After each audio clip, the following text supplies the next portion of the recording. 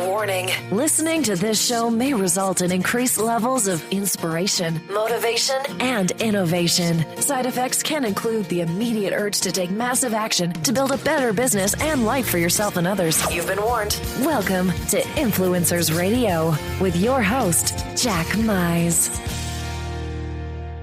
And welcome back to Influencers Radio. You know, I can remember back in, it must have been the 80s, 90s. I don't remember it is. I want you to think right now. You might be dating yourself. You remember the saying, I do more before 9 a.m. than most people do all day? Well, I can tell you right now, our guest is about to blow that out of the water and make that look so insignificant, because this is a guy that gets more results before 9 a.m. than most people do in a whole month. And if that itches your brain, we're going to go deeper into what that means, because doing and getting results are far different. And that's exactly what we're going to be talking about with today's guest, Ryan Moran. We'll be right back. Don't miss a thing. Listen to and download past episodes, get show notes, resource lists, and leave feedback at influencersradio.com. And welcome back to Influencers Radio. Our guest today is Ryan Moran. He owns an online men's health and fitness company. He owns an online nutrition supplement company, a restaurant. He manages a real estate and stock investment portfolio. And he also speaks and blogs and podcasts about business and lifestyle. Ryan Moran, welcome to Influencers Radio. Hey, Jack. Thanks so much for having me on. Well, you bet. I got to say, and just like we talked about, you remember the old Army commercial? Do you remember that? Or I know this. I know the saying, but I might be too young for the commercial. Yeah, well, that was it. The Army, that was their big point. You know, I do more before 9 a.m. before most people do all day. And as inspirational and motivational that is, after, listening to you and reading your work and seeing what you're doing, I realized that actually might be a symptom of a bigger problem that a lot of entrepreneurs and business owners and society in general face, because that activity base, that our value is based on what we do, the activity that we do versus the results. And you can produce, obviously, most people wouldn't begin to do a fraction of these businesses that you run, and generate your revenue from.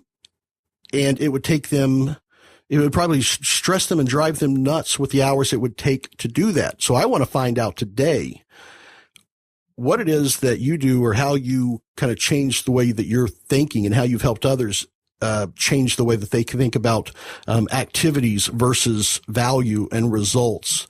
Sure. To take their business to levels that they may have thought were out of reach. Sure. Where I think a lot of people are doing a lot of doing and not getting what they thought they were going to be getting, even though they're doing a lot more than what they thought they were going to be doing.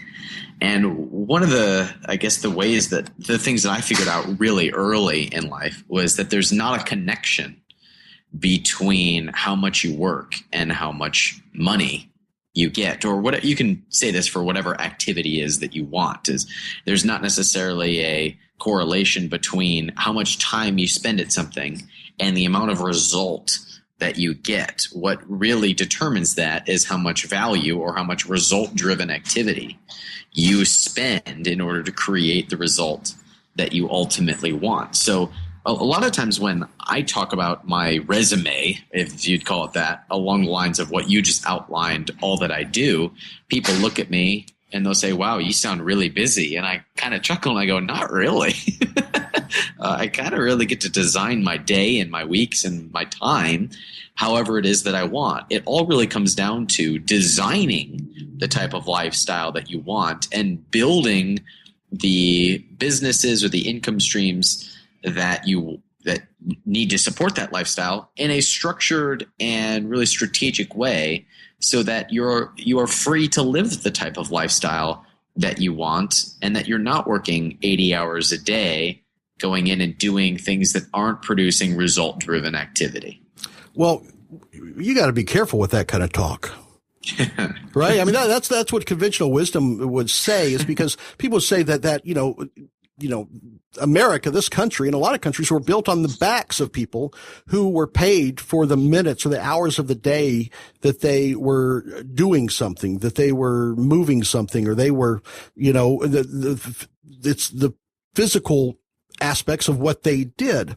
And by shifting that for people to get paid for results, and I think, I'm being a bit facetious, but we know that people make a lot of money based on results, but people still have a problem with disconnecting, or like you call it, unhooking that connection between the money they make and how that is connected to the time that they spend doing the activity that creates that money. So, let's talk a little bit about that, the difference there. I know that Sure. You had a really good podcast that I really, really loved, was when you talk about two things.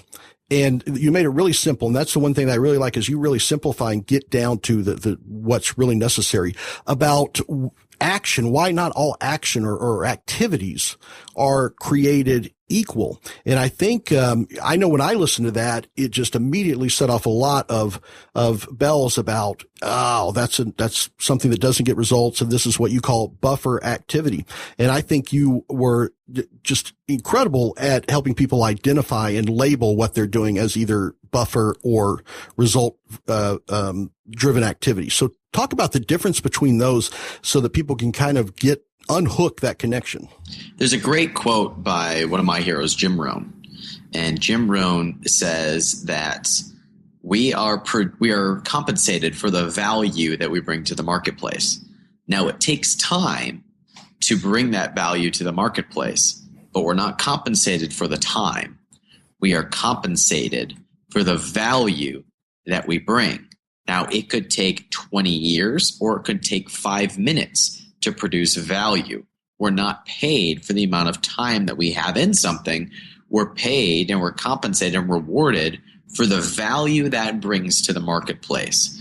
So I think it's very important for not just entrepreneurs, but even people who are working a 40-hour-a-week job to look at what activities they are participating in that are producing value versus what is wasted time, what is time that could be better spent, what is time that somebody else could use to produce value.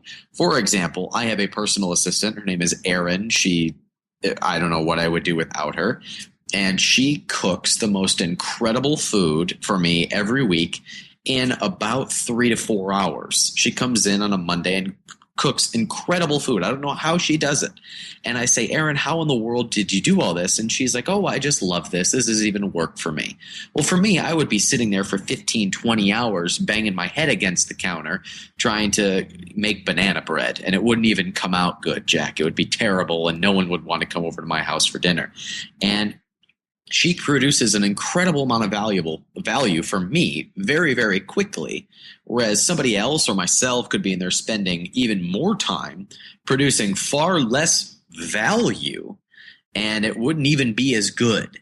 And I say that as a little bit of a silly example, but there are things in all of our lives, in not just an entrepreneurial fashion, not just at the workplace, but in our lives, where either somebody else can produce more value in less time, or we can change the way that we are approaching our day so that we are spending our time in our most productive and most valuable activities. And as a result, get compensated the maximum amount and really get paid what we're worth, and not what an employer and not what a government tells us we're worth. Does that make sense, Jack? That absolutely does. And I think that right there is breaking that mindset, because so many people, we've grown up in a society where, you go to work, 40 hours is what you're expected to put in. And most companies don't, if you go and say, hey, I can get all this done in 2 hours, can I have the rest of the time off? Well, no. You're getting paid to be here for 40 hours. And what a lot of people end up doing is what I call BB stacking. They spend a lot of time doing something that is going to result in nothing, because that's what they have to do to fill up the time, when certainly, far more value could be created. So when you talk about that, you trying to cook, or if we apply this to business, is, you think about a lot of people that are spending a lot of time, the entrepreneurs that are spending 16-hour days in their business.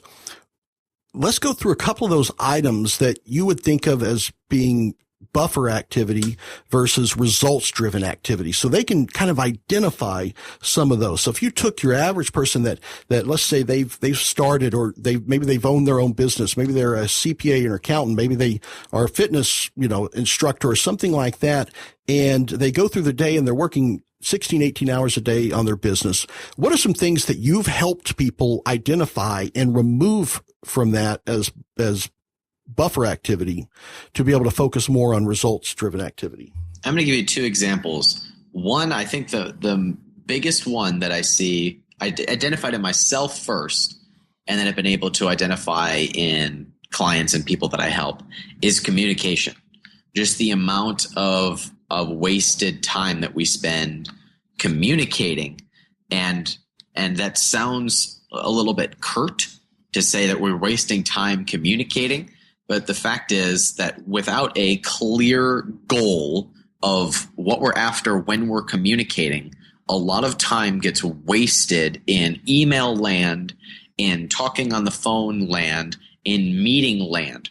If we can identify what the clear and actionable result is of why we're meeting, of what the email is for, of what the communication is for, then we can cut down on the confusion and lack of clarity. And as a result, we can identify a lot of wasted time that comes from bad communication. So one of the things that I practice myself, and I have my employees do as well, and I stole this from a buddy of mine in a mastermind group, which is concluding every email with the phrase, "Unless I hear differently, I will blank." And that encourages action. And it says, I will not be wasting time sitting on my hands. I'm going to be doing this unless somebody tells me to stop. And by doing that, first, we identify the clear action that's being done. And second, it ends the communication if necessary, rather than going back and forth and everybody sharing their opinion. Because I don't see that as being beneficial for anybody in most settings. The second thing that I think is really important is for people to identify the goals of whatever business activity that they're involved in. So if somebody's goal is to spend their time doing X and they need this amount of income in order to do that, then that needs to be clearly identified. Because what happens, and there have been studies that have shown this, is once you get a certain result, the brain just adjusts to going after the next result. This is why we often get caught in a money trap of, if you're in business and you thought that you wanted making X amount of dollars and you're making that, but you're still working 60, 80 hours a week, that often is the result of this fear of it all going away and this need to be controlling everything in your business because you want to get to that next dollar, that next thing, and you never really get to go live the lifestyle that you ultimately wanted to live when you started this thing in the first place. You mentioned those 16-hour days, and sometimes, it's rare, but sometimes pulling those 16-hour days to get the result that you want may be necessary. But that it becomes necessary when there's a clear goal that is being reached. A lot of times we spend a lot of wasted time doing those things that we thought were going to lead up to that goal that we wanted, and we never take the time to actually go do the thing that we wanted. And it's funny, I realized this when I started traveling, is that I'll go on a trip and nothing falls apart. What do you know? And if we can clearly identify the type of lifestyle that we want to live as a result of the activity and the time that we are spending building up our income streams and spending the time producing that result that we want, if we're clear about what that result is, then once we get it, we can enjoy it rather than spending 16 hours a day trying to protect it. And I think you brought up a really important point there, because I think the frustration and actually the beginning of the end or the downfall of a lot of successful or potentially successful businesses is they do reach some success. They do reach traction, but they're working those 16 hours a day. And in their mind, they think there's no way I can double my income. There's no way I can grow this to what I thought because there's not another 16 to 18 hours available for me to be able to double this. And that's where they start, looking at what others may see as a success as a failure. And so how do you get them to start identifying those things that maybe aren't really resulting in their, in that revenue? One thing I know you talked about was, in the buffer activity was people that they think they're actually being productive, when they're studying or learning about something rather than implementing, so how is it that they could remove, because you said on rare occasions it's necessary to pull those. That's the exception. What is the rule? You run a lot of businesses and you actually lay out on your website the revenue that you're generating from your businesses. I think last month it was like $170,000. And that's for a month. Most people there's a lot of people that are trying to achieve that for a year that are working, double or 3 or 4 times more than you are. How do they understand what are those? And obviously the communication is a big one. But some of the other ones, like I said, the learning or the studying, to be able to start removing those and realize that the house of cards isn't going to tumble if they pull those out. Yeah. I should also mention that the entire source of that $170,000 from last month is from businesses that are less than a year old. In fact, just over a year ago, I shut down my businesses because I just didn't feel passionate about them anymore and started new ones. So those revenue reports are actually from businesses that are fairly new. And that came down to really identifying what is the shortest path to cash flow. A lot of times I see entrepreneurs focusing on trying to polish something without getting really clear results.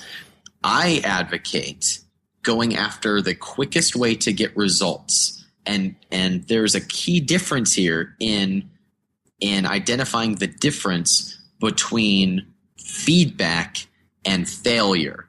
A lot of people think that they have to polish something perfect so that when they put something out into the marketplace, they don't fail. But what really just happens is they get feedback. And feedback is a great pointer towards success if you can adjust the result-driven activity that you are participating in. So I say rather than trying to learn everything that you think you have to learn, mastering all the things, getting everything to look pretty, I say, well, what is the fastest and shortest way that you can get some sort of feedback from the marketplace? Can you do a small test? Can you put something out there that isn't perfect, but you start to get feedback so you can grow it from there? The reason for that is because you can polish something for a lot of time and put something in the marketplace that isn't what the marketplace wants or puts value in. And second, it's the shortest and fastest route to cash flow. And that is feedback that fuels us. It gets us really excited about moving forward when we have something measurable like cash flow that we can grow from there. And as far as getting to the next level, so you're not caught in this trap of spending 60 hours a day once you are at any level, I say identify those activities that are giving you the maximum amount of feedback and then create a plan for what is going to get you the maximum amount of additional feedback to getting towards that next step. And can you eliminate the things that are producing a small amount of feedback or a small amount of result? And can we eliminate that and replace it with, I call them $10,000 activities. If you were to ask yourself the question, what was the last $10,000 that you made in your business? Where did it come from? Okay, can we spend more time doing that rather than the activity that made you $1 or no dollars at all? For example, email rarely makes me money. And yet I have found that unless I control it, unless I am actively controlling my time in email, I'll spend 10, 20 hours a week in there, which I could spend doing a $10,000 activity, some activity that I did, so a sales presentation or a speaking engagement or something that built our brand equity that was a long-term investment. That is a $10,000 activity. Can I replace some of my email time or all of my email time with some $10,000 activities. And what I find is that I still am able to get everything done. You are in control of the lifestyle that you live and the time that you spend, as long as you put the rules on it to abide by that. So when I made that identification, when I realized that I was spending more time in low-level activity than $10,000 activity, I immediately had a meeting with my employees and said, this is the new rules for communication. You set the rules, and if you set them, people will follow, and the market will follow you as well. You know, I think when you talk about these activities, and I think that right there illustrates, it puts a spotlight on it, those $10,000 activities, because when you talked about how you shut down your businesses that you weren't excited about. Yeah. You know, there's a lot of people that will keep putting time and effort into something that they're miserable or they don't particularly have a passion around, or they're doing it simply because it is generating revenue. It's an income stream. You know, I know one of your podcasts, you talk about, you know, what building a real business and where most people chase income streams. And there's a lot of people that wouldn't dream of killing off something that's actually making a profit. But you know, one of the things that I've learned through you is that income stream may actually be preventing you from generating a much bigger income stream by getting rid of even a profitable income stream, which is something that goes completely, you know, is contrarian to what a lot of people feel. Have you had people that have actually just turned off the valve to something that is actually making a profit that they thought this is nuts, but then immediately saw how that allowed something else to grow exponentially that they didn't even consider? It's rare. It's rare that somebody has that amount of guts. But I rejoice when I see it happen, because they're usually spending their time in something that's not producing the result that they wanted. And as a result, they realize they don't have to settle anymore, and they can create something that does give them the result that they wanted. But more often than not, I see when people get it, when they see the light bulb come on, that they start to dwindle down. They start to turn off the faucet that is feeding that business that isn't producing the result that they want, as they're turning on the other one. So they're winding down that one as the other one grows, and eventually they're able to completely shut it off or sell it to somebody else who's actually going to grow it. That's what I see most often, but I do rejoice when I see the person who's bold enough to shut something off and completely go in a different direction. Yeah, and I don't want this to go unnoticed. I want to make sure that people really understand this, that it's a given. You can show people how to build a business. You can show people how to, the steps and processes required to build a business that is going to allow them to spend less time and do this. And those are the tactics. But what I've seen is that before that is actually gives someone lasting success is you make sure that they have the mindset that they are the ones responsible for the results that they get. And that's the one thing that I see that is at the core of what you do. You have a really cool, I guess it puts it to a visual perspective, that you've come up with the 5 pillars of living a life, of purpose, freedom, and fulfillment, where the first thing you talk about is simplify. The second thing you have is decide. And I think there's a lot of people that are completely missing the decide step or not realizing that it is their decision. You know, I know that you talk a lot about, you were recently ranting about the minimum wage, with the U.S., the government talking about minimum wage and really how what that does is it kind of shackles people to allow others to decide what results they're going to get. Yeah, I'm of the opinion that if you're waiting for somebody else to tell you how much value you're bringing to the marketplace, that A, you're a slave, and B, you should be insulted by it because it's probably less than you could be making. So I am of that opinion. And if I say that if I can get people to realize that they are responsible for the results that they create in their life, I have done my job. I have fulfilled my purpose. And of course, there are rare exceptions. But if you are a healthy person that lives in a first world country, you are responsible for the results that you are getting in your life, as far as your financial life, how fit you are, your health. Again, if you are a healthy, person in a first world country, you are responsible for the direct results that you are getting in your life. And get this, there are no rules anymore. Anyone can live the exact type of lifestyle that they want. There are very few, and none come to mind offhand, of restrictions on the type of life that you want. As long as you decide exactly what type of lifestyle it is that you want to have, if you decide those things, people want to get out of your way.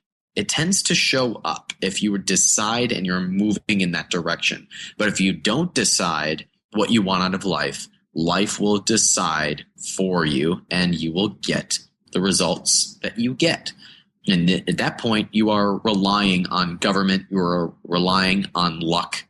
But I think the world is ready for something more than that. I think that the people who listen to this show and most people today are waking up to the fact that they're in control of their own lives and that there are things that they can do in order to produce the results that they want, whether it be financial, whether it be in health, whether it be in purpose or fun. I think the world is starting to realize that they're in control, and we're in control of the results that we get.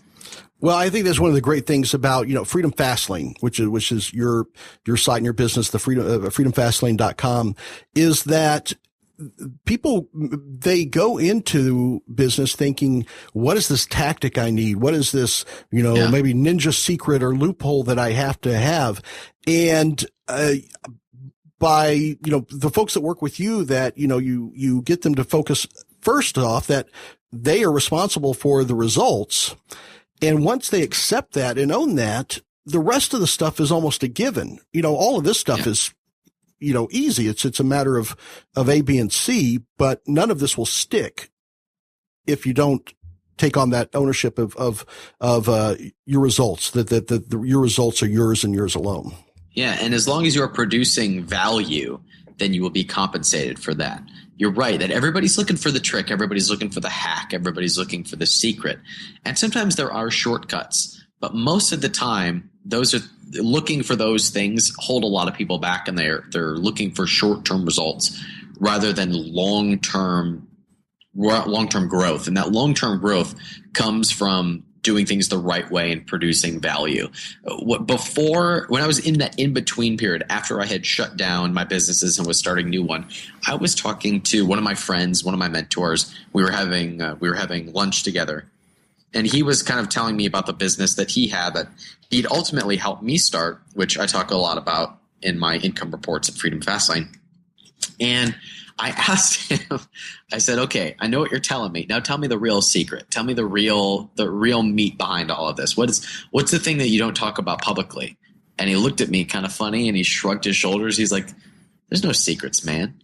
There's just, do you produce value for the marketplace and do you treat your customers well and do you work hard? He's like, if you're looking for the secret here, if you're looking for the shortcut, then you're going to be after shortcut results. You're going to be getting short-term results.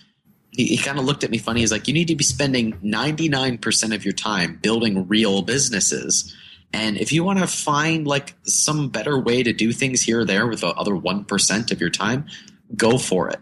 And he kind of had like a little bit of a, I don't know, like it was like he was talking to a third grader. Like, what kind of a stupid question is this? And it was the first time that I realized I had fallen into the trap. Since I was starting something new, I knew all this. I knew what he was telling me, but I had fallen into the trap since I was starting something new. I was like, okay, what's the secret? What's the workaround?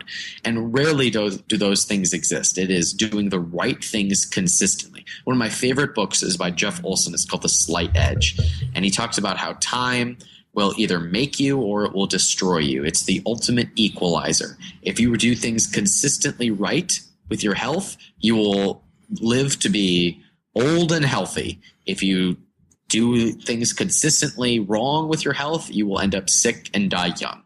And it's the same thing with investing. If you invest over the long term, you will end up being rich and it will continue to grow forever and ever. If you manage your financial life poorly, consistently, eventually time equalizes everything. With the idea being that if you do the right things consistently and you do them well, that time will ultimately allow the cream to rise. Time is the great equalizer. It will always highlight the winners and destroy the losers. Yeah, well, I think that could almost be measured scientifically, without debate that occurs. And I think one of the things I love about the, with what you do at the Freedom Fast Lane is the fact that it's not about doing more things. It's exactly like you said. It's about doing the right things. And when you do the right things, that time that it takes for success to occur, whether that success is financial or relationships or life or whatever it is, that's shortened by a lot. It doesn't have to be a down the road scenario. It can be let's make this happen now. Let's make it, because you talked about the $170,000 that you made last month were built off businesses that are less than a year old. Right. So this doesn't have to be something that, people have to think about down the road within 5 years, 10 years. It's something that by not looking for more things to do to reach that success, it's about let's whittle down to do the right things and take responsibility for the results that we achieve. And that's where they actually find themselves on the fast lane to have this happen much 100%. Quicker than they think. That really is, and the results that you've produced, not just for yourself, but also for the people that you, have worked with, the people that follow you, that listen to you speak, that, gone through your principles is remarkable. And that's why I feel makes you an influencer. You are certainly an influencer on the lives of a lot of people, both in, financially, but also in their quality of life. So what I want to find out is what is influencing the influencer? What is it that inspires you to do what you do and drives you and finds its way into the things that you do to build your business and to help others with their business? The thing that really fired me up when I was young, my first entrepreneurial business was I was 5 years old and I drew hand-drawn pictures on computer paper and took them around door to door and sold them for a penny each. It was my first entrepreneurial venture. I only made like a few cents, but my dad paid for all the expenses. So it was those 4 cents were 100% profit. But the thing that really fired me up was that as a young person, even at that age, I realized that I didn't want the results that I got in my life to be tied to somebody else. I was weird in that sense that I wanted the results that I got to be my responsibility because I believed that I could produce more on my own than what other people would give me. And that is almost always the case. You can produce more, you can earn more, you can experience more by producing your own value than by depending on somebody else. And the thing that got me really fired up to start talking about this stuff, Jack, was when I started to see the expansion of government back in really in the crash in 2006, 7, and 8, and even more so today. When I started to see what happened when people sacrificed their responsibility for security, when people started to sacrifice their freedom for stability. And it was then that I saw the damage that was really being done by people settling for lives of mediocrity, when people started settling for the results that were given to them by a government or by somebody else. And when I started to see that, and when I started to see this trend happening, where people started to get more reliant on government, when we needed to get a bigger and bigger government, when we started having an expansion of healthcare from the government, that's when I started to say, I really need to inspire, educate, and empower people to take responsibility for their own lives. Because when you are free, you are less dependent on a government. When you are free, you are less dependent on the social programs that are out there. And this is not even to provide an opinion on the social programs or the expansion of government. It is to simply point out that regardless of what your opinion is, when you are responsible for the results that you get, you are putting less of a burden on your neighbor to pay for that. You are putting less of a burden on yourself to be dependent on that. You are putting less of a burden on the future societies who are going to have to pay for our debt. When you are responsible for the results that you get in your life, then you are free. And when you are free, you do a service to yourself, to the people around you and to the people who are in your society, be it our country or your neighborhood or your state or whatever you consider your community, you do the most good and you contribute the most when you are free. And I believe that that is the best way to live. I believe that is to be the most ethical way to live. And I think that is the way that makes our society advance the fastest and helps us serve one another rather than depending on other people to give us the results that they think we deserve. And that's what really fired me up to start to talk about this stuff publicly, Jack. Powerful, but undeniably achievable, for sure. Ryan, how can people find out more about you, what you do, and really how they can kind of put themselves on the fast lane and start achieving more by doing less, I guess would be the simplified way of saying it. All right. My blog is freedomfastlane.com. We talk about business. We talk about lifestyle. We talk about investing. We talk about health and fitness sometimes. I rant about the government sometimes, but I think really, I hadn't heard. I think the best place that people could connect with my message is by downloading my podcast, which is on iTunes. It is also called Freedom Fastlane. So the blog is freedomfastlane.com, and the podcast is on iTunes at Freedom Fastlane. Yeah, definitely go and check out the freedomfastlane.com site. You can also listen to these podcasts, but also do not skip and do not overlook the that 5 pillars graphic. It really is powerful. And I think as you listen and read more about what Ryan is talking about, it all becomes very, very clear on how it all fits together. And when you get those right things together and you get your head around these principles, everything falls into place. Ryan, I want to thank you very much for coming on today and sharing this. And you are definitely qualify as a top influencer in my book. Jack, thanks so much for having me on today. All right. Great. Folks, check out Ryan's site again, freedomfastlane.com.